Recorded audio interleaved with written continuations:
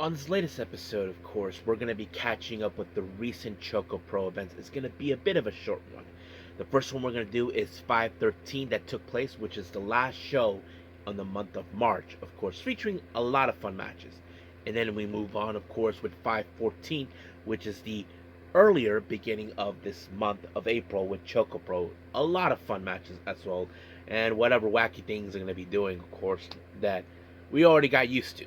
And then, of course, as always, we'll wrap up our episode, as usual, with some news updates to give you guys updates on what's been happening in the world of wrestling, such as what events the promotions are thrown out, who's booked, what matches are set, including developments that are happening in the world of wrestling as we speak. So, let's get ready for another episode of Deleted Wrestle Zone.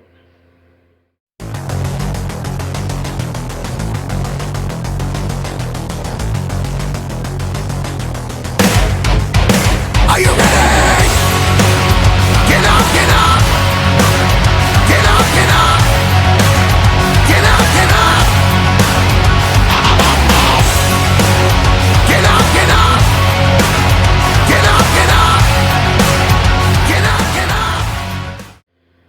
Hey everyone, welcome to Deleted Wrestle Zone, all things that is pro wrestling with AEW, NXT, New Japan Pro Wrestling, TNA, the National Wrestling Alliance, various promotions, wrestlers, matches, and championships.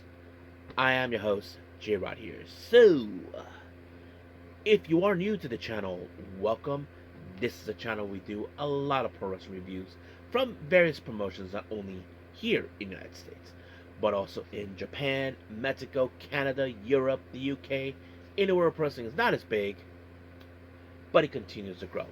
We also, of course, do discussion videos, talk about various topics such as the wrestlers themselves, the promotions, factions, storylines, whatever we want to talk about.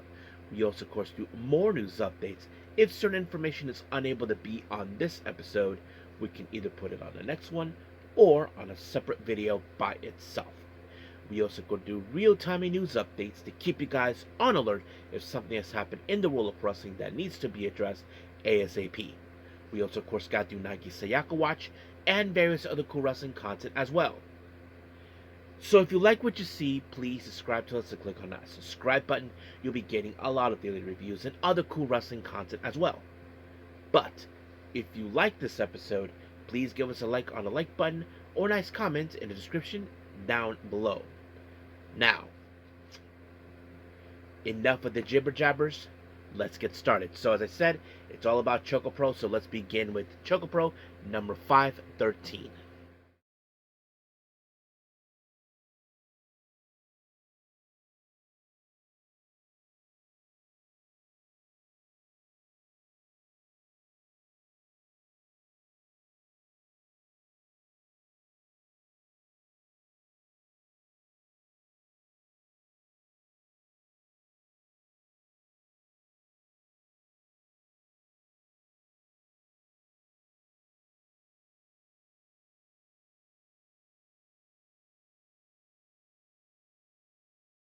Right. ChocoPro number 513. As you know, it took place back once again at Ichigaya Square. FYI, the next review on this one, 514, it's also at Ichigaya Square, in case anybody's to ask. This show recently was the last show of the month of March on the 28th, I believe. Yes. Now, Balinaki, of course, as usual, opened up the show, giving the greetings, giving the info of the entire matches involved, and all that, so we got that out of the way. Now, our first match is, in fact, an exhibition match. Now, for many of you who've been following, of course, these reviews on ChocoPro, you should know that, of course, they had 3 new trainees that debuted on separate occasions. We have Ren, Chiyu, and Waka. Now, in this particular match, Ren and Chiyu actually teamed up while Waka played second onto their corner while they take on, of course, Kaho Hiromi and Mei Suga. Now, of course, we all know that Kaho has better experience than these 3 young ladies more than ever. And however, Mei, well, let's just say Mei, she's a bit more childish, but she does things that she's not supposed to. Kaho knows she can be a bit childish, but knows what not to do. So basically, you can see that Kaho and Mei are, in fact, yin and yang in some matter. But nonetheless, obviously, when it comes to the exhibition match, It was going to be the rookies, of course, to end up losing the match, and that's exactly what happened because it was a double Mahe straw that played. But however, Mei Shruga was the actual legal person. She pinned Chiyu, and just like that, 1, 2, 3, done. Now, our next match is, of course, Arnico Montana from Chile taking on Taro Yamada. Now, I don't know who the hell is this guy, just to be short and clear for everybody. I never seen him before, but maybe I have, but I just may not remember me. I mean, I watch a lot of Japanese wrestling, so that's one of the things I don't get. But however, the match was going great from the very start. But however, what I did not anticipate is Yamada using our referee, who is in fact our general manager Kizuki, using her as a distraction without knowing that that Yamada low blowed Hanako, and just like that, 1, 2, 3, it was over. However, it seems that Yamada is after his title. Now, I'm not too sure if this championship is even from Japan, so that's something I don't know. So, I don't know exactly much about his accolades for Hanako, but he is a very interesting wrestler coming from another part of the world that, of course, pro wrestling is universal, in case anybody asks. Now, our next match, we have Kaho Hiromi taking on Chi Koshikawa. Now, obviously, there are differences. As you know, Kaho, she has less experience, but she's getting a bit of the momentum. People are cheering for her. But Chi, of course, she is too much energy. I mean, she runs around like crazy, and she never backs down from a fight, no matter how difficult it may look. But of course, this match was going to end with Chi picking up the win, since she has far more better experience than her, and that played out pretty well. So she won by pinfall. 1, 2, 3, adios. Our next match, we have, of course, the resident chefs, of course, Minoru Fujita and Sayaka Obihiro, aka Obi. They take on, of course, our champions, Mei Suga, who is the DPW Women's World Champion, and Miya Yatsuba, our current Super Asian Champion. And I have to say, it's a very interesting. You got both master and student by sides. Mei is the master, in case anybody asks, and Miya is the student. So just put it out there for you guys to understand. But of course, obviously that they were aimed for one of these two ladies to maybe a shot of the belt. But I wouldn't be surprised if Miya was the actual intended target for any of them. But it was Mei Shruga who, well, there was a funny moment I want to put out. If you guys ever seen Mei Shruga, she does this thing where she grabs onto the wall like she thinks she's Spider-Woman. Well, she botched it, and of course, Balanaki, who was commentating and holding the camera, was laughing at her, like saying, ha ha ha ha. And of course, May was pissed because she messed up. But in the end, it was in fact May that picked up the win when she applied a bridge onto Obi, and just like that, 1, 2, 3, it was done. Now, we did have our Jokin tournament, but however, we had a very surprising guest. Many of you may remember I mentioned in a review of ChocoPro events that Hagen Ishino had to relinquish the Asian Dream title with, of course, Chi due to surgery he was obtaining. Well, he showed up in crutches. I didn't expect that. But he was able to do the Jonkin tournament. He couldn't wrestle, in case anybody asks, but he lost. I think he lost to Mei Shruga, but however, Mei did ended up in the finals with Kaho, and everybody were, of course, behind Kaho, but I did not anticipate that Kaho was going to win. And of course, I'm sure Mei was like unhappy with like, nah! But that's how things end. But I'm happy for Kaho.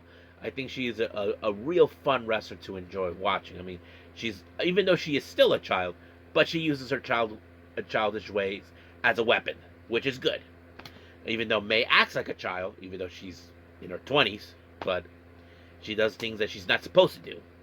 So that's the difference between those two. So we'll leave it as that.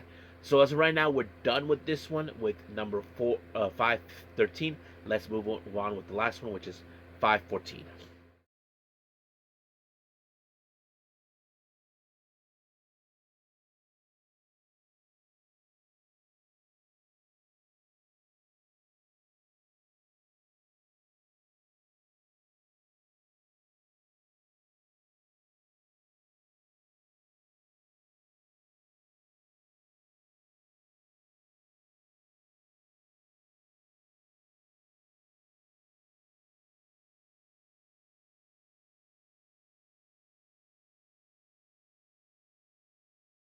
Okay, we continue with more with ChocoPro number 414. I mean 514. My bad. This is the first show of the month, of course, on the 5th of April. Once again, Balan Aki opening up the show, giving the info, the greetings, yada yada yada. Now, once again, we do have an exhibition match, of course, with the rookies, Rin, Chiyu, and Waka. However, all three of them were outside into the mat, of course, into the ring. But, however, for this one, Rin teams up with Waka, but this time they take on Mei Suruga and Chiko Shikawa, of course, which was very another interesting thing. However, of course, this match, of course, we were going to end with Mei and Chi picking up the win, but it was Chi who picked up the win when she applied a guillotine headlock on Waka, and just like that, it was completely over by submission. Now, our next match, we have Kaho Hiromi teaming up with So What? Yep, Cho and Chidu. They take on Chiko Shikawa and Shin Suzuki. Now, what's really interesting for me, Shin and Chon have been tag teams before together. They're known as Shin Dragon, but this time they're not teaming up. But of course, Kaho being the youngest, and not to mention the one who acts more like a child, can try to get away whatever she needs to. But unfortunately, that did not do any well for her against too much energy Chiko Shikawa, who pinned her, and 1, 2, 3, over. Now, this next match, I have to say, it was the most fun match I have ever watched. We have, of course, our resident chefs, Minoru Fujita and Sayako Obihiro, aka Obi. They take on Soy and Trans Am Hiroshi. Now, some of you may question, why is it the most fun? If you guys ever seen Trans Am Hiroshi, well, Hiroshi is the kind of guy who likes to do a bit more of misdirect.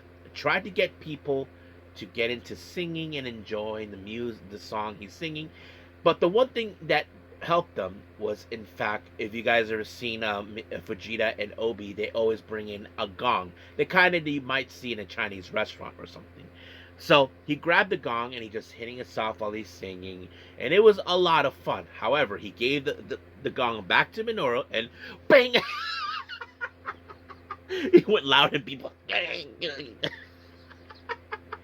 I thought that was the greatest classic thing I've ever watched. I mean, it was fun. If you guys ever got the chance to see this, you definitely will be cracking. Believe me, you'll be laughing your butts off for that. And I think it was the best. Even my mom was hearing me laughing when I fell down to the ground, saw this, and she's like, "Are you okay?" I just played the video back, and she just... It's the funnest thing. It helped Trans Am Hiroshi to pick up the one when he pinned Obi. You probably ask yourself, what helps Vegeta? Well, he's like, so, but it was a fun match. I have to say, one of the funnest matches I've ever watched. Oh my god, that one makes me... Now, our main event is Tokiko Kirihara versus Mei Suruga. And I thought the match was pretty intense. I mean, look, Tokiko, don't get me wrong, she may not be one of the best wrestlers, but she does have some amazing striking capabilities, but she does have some great submission techniques as well. Mei Suruga, well, we know she has been one of Emi Sakura's students, and she's done all of it, of course. But when it comes to her ways, and Balanaki has to put up with her shenanigans. So, that always plays out. But in the end, Mei Suruga did something cooler where she jumped off the wall and somehow turned it into a ghetto clutch onto Tokiko. And just like that, 1, 2, 3, it was over. Now, we had the Jonkin tournament. Well, I can skip ahead. Our finalist was none other than Obi and Shin Suzuki. But however, Obi picked up the win. And just like that, it was over. But I have to say, the match, my favorite one has to be the tag team match between Minoru Fujita and Obi taking on Soy and Trans Am Hiroshi. So that's the funnest. If you guys haven't seen it, you guys gotta see it. I mean, you can go on YouTube, find it. It's number 514, the latest one. You definitely don't want to miss it out. So, I'm sorry guys, I mean, that match keeps getting into my head. But anyway, we're done with the reviews. Let's move on with some news updates.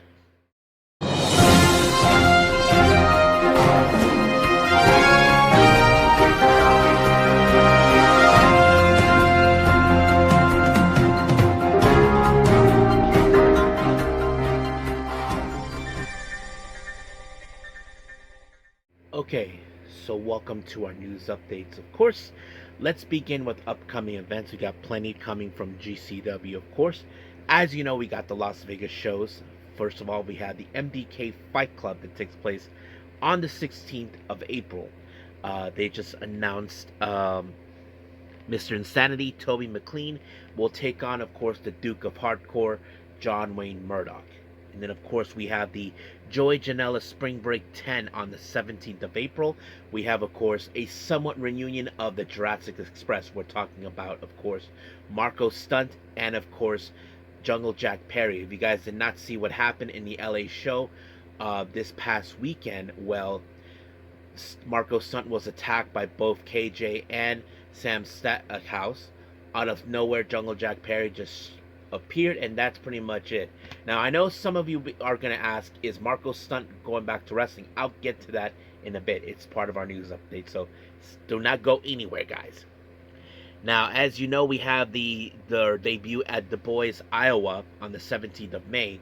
Four more names have been mentioned. KJ Orso, formerly known as Fuego del Sol, Otis Koger, Gringo Loco, and Eric Cannon, who makes his return to GCW. Then we have, of course, a two-day show in Atlantic City in June. The first one on the 6th of June, of course. Tournament of Survival 11. The next person to join is none other than the Octopus, Jonathan Gresham. Then, of course, the following day we have the Cage of Survival 5. They'll happen on the 7th of June in Atlantic City. They just announced Jack Harrop. I don't know who he is, so just to put it out. Now, we do have some Las Vegas shows that have been mentioned, of course. Two of them. The Ladies Night Out 16th, they just announced La Mera Mera Thunder Rosa will take on, of course, Vert Dixon. That's going to be a very interesting matchup. Spark Joshi Puroresu of America have announced for the Lady Luck 2 event on the 19th of April. Alexis Lee will be making her presence known. If you guys are not familiarized with her, she is from Singapore, of course. She has been wrestling there. She even appeared in Tokyo Pro Wrestling and ChocoPro before, so if you haven't seen her just yet, but yes, she'll be there. Now, this promotion based out of Jersey called WrestlePro, they have a new show called Better Than You, which of course is the kind of catchphrase that we've seen from MJF. Well, it turns out the main event will feature MJF versus his old teacher, Pat Buck, and apparently they'll face off. But that's not the only match that was announced for this event that will happen on the 31st of May. They also announced Bear Bronson will take on Vargas. Now, we do have the produced show, Volume 1, that will take place on June 24th. They just announced Ryan Clancy will take on The Amazing Red. Now, finally, of course, this was a surprise out of nowhere. It's been a while since they had a shows. Local promotion based out here in San Diego, Kitsune Women's Wrestling, has announced they're returning to their shows.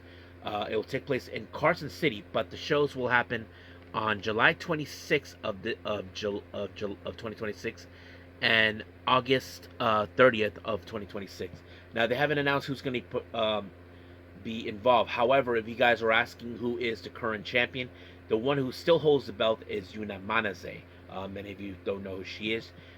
She has trained a lot of wrestlers over the years, such as, of course, Tam Nakano, Natsupoi, Sayuri Anu, Unagi Sayaka, Tai Hamna, who retired recently, of course, along with Tam, Maika Ozaki, Nao Kakuta, various others. But yes, it was announced on that.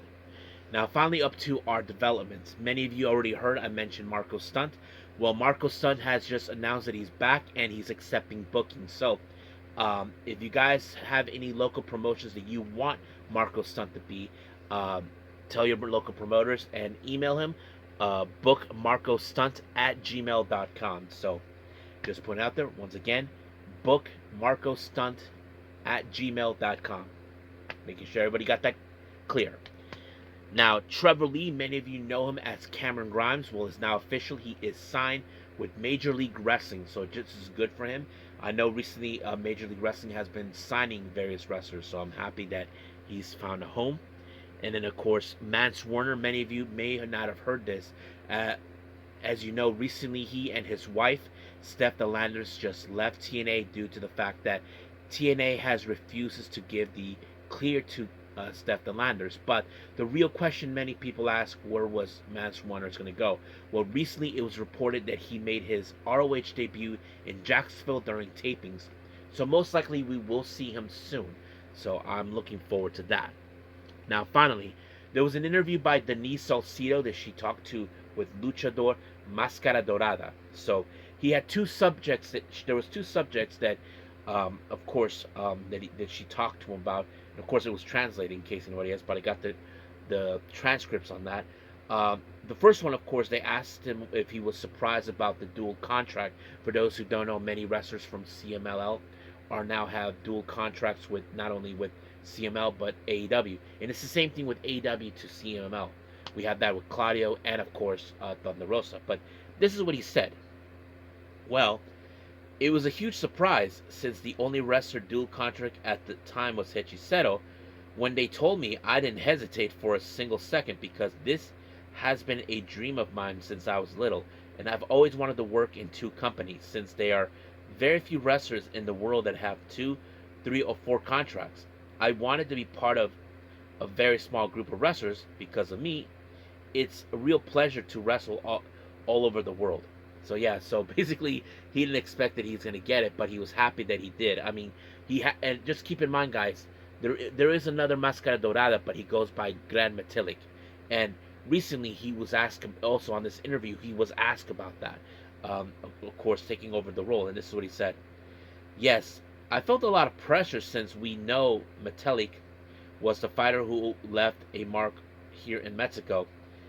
He was complete wrestler, and of course I had pressure to take his character and able to be good or better than him.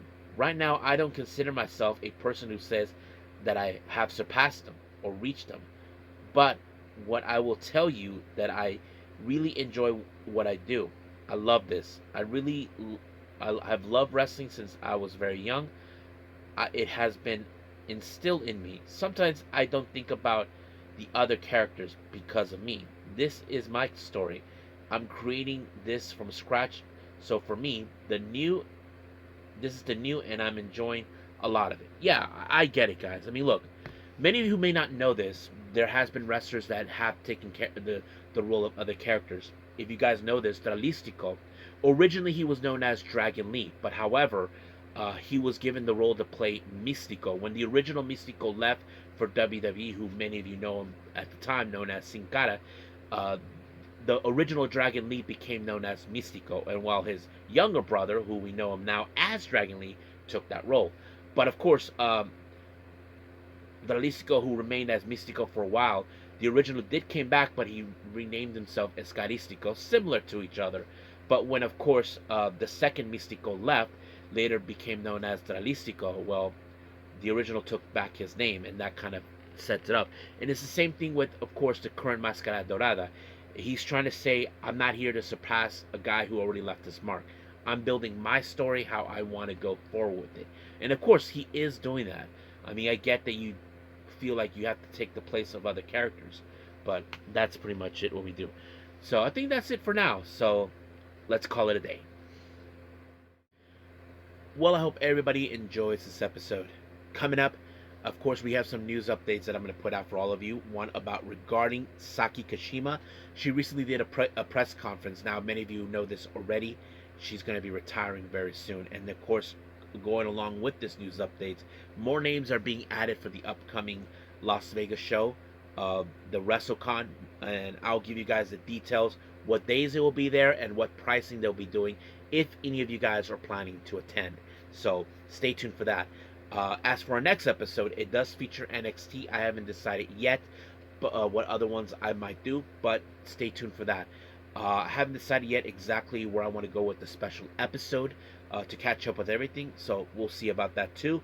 And then finally, of course, I'm still in the works with the discussion video involving the Cosmic Angels, and I came up with this awesome idea of throwing in like the years, the formation of the members, you know, with the original 3 all the way to, of course, to having 5. Then there are alliance with Colors and Natsupo joining, that whole thing. So we will divide 2 of the ideas: the story, the Tam Nakano era, in the post Tam Nakano era. So that way we get a clear idea, and then for that we also would do the scenarios. What would happen if Sayakara loses and the name and they are disbanded, and what happens if she does win? So we'll see about that until we get to that bridge. But for now, stay tuned for the news updates very soon. But as of today, I'll say this, that I will see you guys in the next DWZ time, same DWZ channel. I must bid all of you adieu. So, goodbye, and have a nice day.